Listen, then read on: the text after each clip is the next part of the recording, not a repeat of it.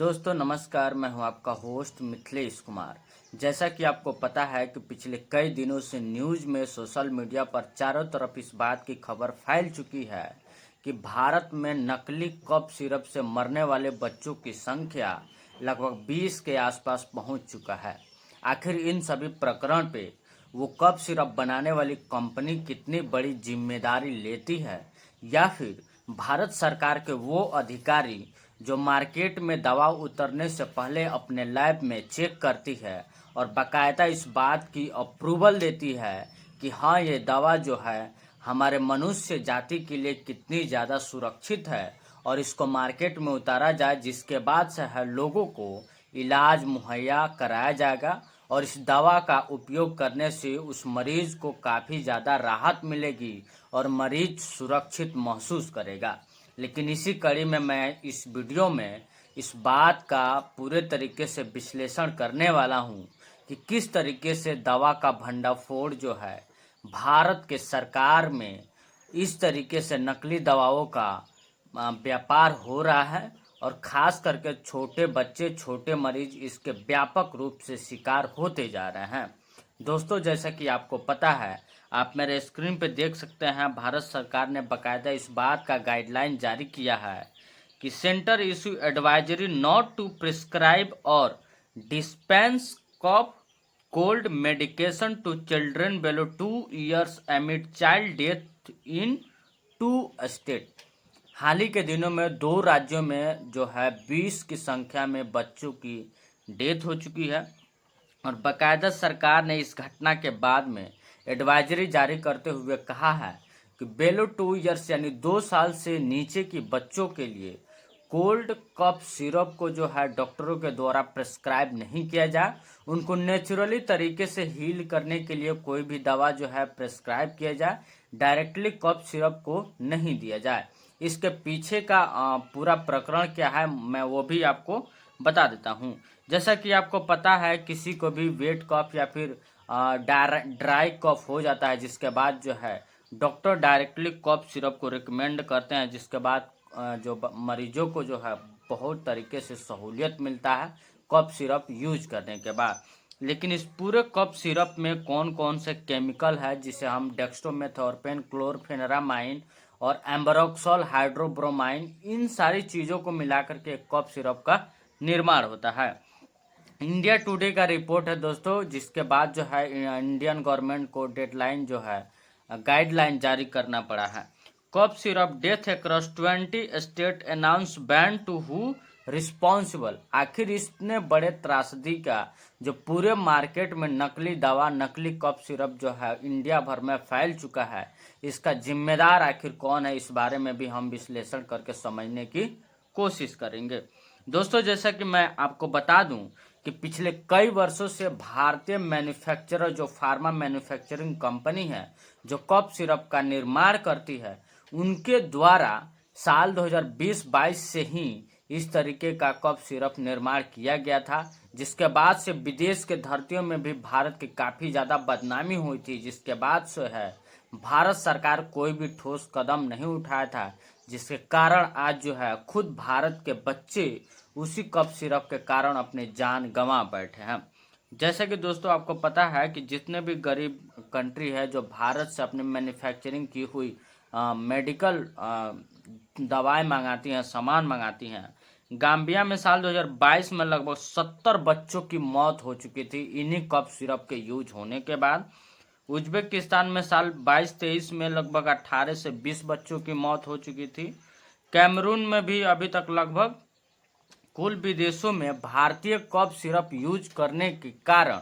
लगभग 90 प्लस बच्चों की मौतें हो चुकी हैं, जिसके बाद से भारतीय मैन्युफैक्चरिंग यूनिट में एक तरीके से सवाल खड़ा हो चुका है कि क्या भारतीय फार्मा कंपनियां अब बड़े स्तर पर जो है नकली दवाओं का कारोबार शुरू कर चुकी है। दोस्तों, मैं आपको बता दूं कि जिस तरीके से सरकारी अस्पताल में दवाओं की सप्लाई चेन जिस तरीके से मैन्युफैक्चरिंग फार्मा कंपनियां करती हैं, उसमें सबसे बड़ी गलती यहाँ ये हो जाती है कि सरकार जो है बीड करती है।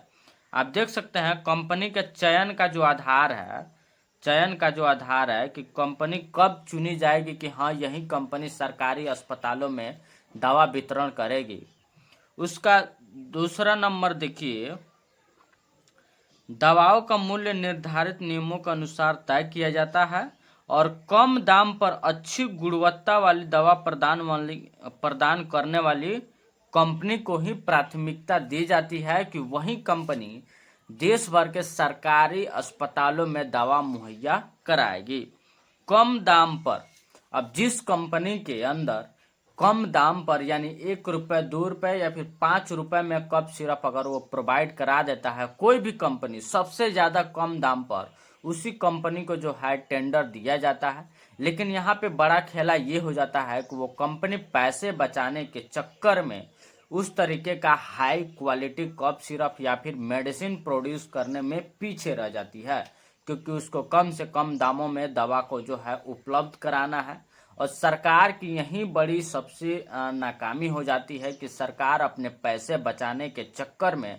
थर्ड क्लास और वहीं न कहा क्वालिटी इंश्योरेंस के नाम पर नकली दवाओं का जो है सप्लाई एक तरीके से कहा जाए तो गवर्नमेंट हॉस्पिटल में धड़ल्ले से चल रहा है। तो इसमें कहीं ना कहीं गवर्नमेंट भी दोषी है और गवर्नमेंट एक तरीके से कहा जाए तो क्वालिटी कंट्रोल पे पूरे तरीके से ध्यान नहीं दिया है और इस बीट के जरिए जो है दवा का सप्लाई की पूरी प्रक्रिया को सरकार को रद्द कर देना चाहिए। दोस्तों एक बात मैं और बता दूं कि कोई भी दवा अगर मार्केट में आती है उससे पहले बनने के प्रक्रिया में कौन कौन से प्रक्रियाओं से होकर के उस दवा को गुजरना पड़ता है ताकि मार्केट में आए लोग उसको यूज करें, आप संक्षिप्त तरीके से देख सकते हैं। प्रयोगशाला में सबसे पहले नई दवाओं का खोज होता है, फिर दूसरा स्टेप ये होता है कि पशुओं के ऊपर उसका टेस्ट किया जाता है, इंसानों के ऊपर क्लिनिकल ट्रायल भी किया जाता है, फैक्ट्री को जीएमपी लाइसेंस मिलता है। इन चारों प्रक्रियाओं के हो जाने के बाद हर बैच में प्लानिंग किया जाता है कि इस बैच के थ्रू दवा का निर्माण होगा। आप देखेंगे हर एक दवा के ऊपर बैच नंबर होता है जिधर एमआरपी के संख्या वगैरह लिखे जाते हैं। उसके बाद डीसीजीआई यानी डीसीजीआई एक तरीके का गवर्नमेंट का अधिकारी है जो स्टेट ड्रग कंट्रोल को मंजूरी देता है कि हाँ भाई ये दवा सुरक्षित है, ये मनुष्य के ऊपर पूरे तरीके से कारगर है, उसको मार्केट में उतार दिया जाए। उसके मंजूरी हो जाने के बाद बाजार में बिक्री और निगरानी भी की जाती है। जब दवा पूरे तरीके से बाजार में आ जाती है तो उसकी कंट्रोल जो है उसकी क्वालिटी कंट्रोल को ध्यान में रखते हुए बीच बीच में बाजार से भी उसके सैंपल लिए जाते हैं ताकि इस बात को सुनिश्चित किया जाए कि दवा पूरे तरीके से मनुष्यों के ऊपर सुरक्षित है। लेकिन इन सारी विफलताओं के होने के कारण आज भारत में हर एक राज्यों में बड़े स्तर पर नकली दवाओं के होने के फैक्ट्रियां भंडाफोड़ हो रही हैं और बड़े स्तर पर नकली दवाओं के बिक्री आए दिन होती रहती हैं। खासकर मैं बिहार की जनता को, बिहार के दर्शकों को और मेरे जितने भी सब्सक्राइबर हैं जो खास करके बिहार से ताल्लुक़ रखते हैं उन सभी को मैं पहले से ही आगाह करना चाहता हूं, क्योंकि बिहार झारखंड का एक रिपोर्ट है। पिछले 6 महीनों में करोड़ों की नकली दवाई खरीद चुके बिहार के लोग दर्जन भर से ज्यादा दुकानदारों की लाइसेंस रद्द हो चुकी है। दोस्तों बिहार में फार्मा कंपनियां जो है बड़े स्तर पर नकली दवाओं की सप्लाई करना शुरू कर चुकी है। दैनिक भास्कर का भी रिपोर्ट है कि नकली दवा फैक्ट्री का पुलिस ने किया भंडाफोड़। जमुई में गोदाम के नकली आड़ में चल रहा था करोड़ों का दवा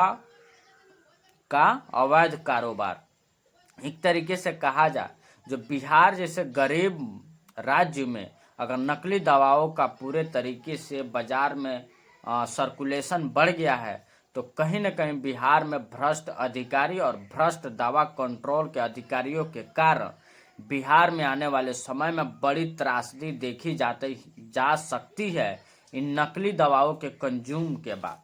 क्योंकि बिहार के लोग अपने पैसे बचाने के चक्कर में सस्ती दवाएं खरीदेंगे और वो सस्ती दवाएं वही होंगी जो इस तरीके से नकली सामानों का उपयोग करके बनाई गई हैं, बिना उसके क्वालिटी कंट्रोल के बाजार में उतार दिया गया है, बिना क्लिनिकल ट्रायल के बाद ही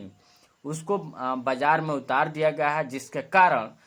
बिहार के लोग पैसे बचाने के चक्कर में इस तरीके से कम मूल्य वाली कम पैसे वाली दवाएं कंज्यूम करेंगे, जिसके बाद बिहार में बड़े स्तर पर लोगों की बीमारी होना शुरू हो चुकेगा। अन्य प्रकार के कई सारे भी बीमारियां होने की संभावना है। तो बिहार के लोगों को इस बात का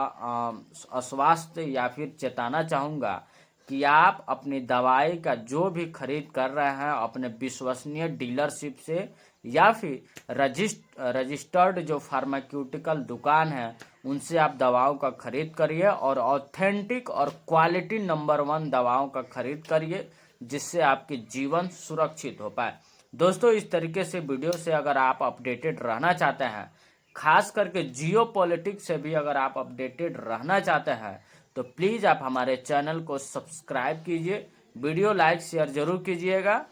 जय हिंद।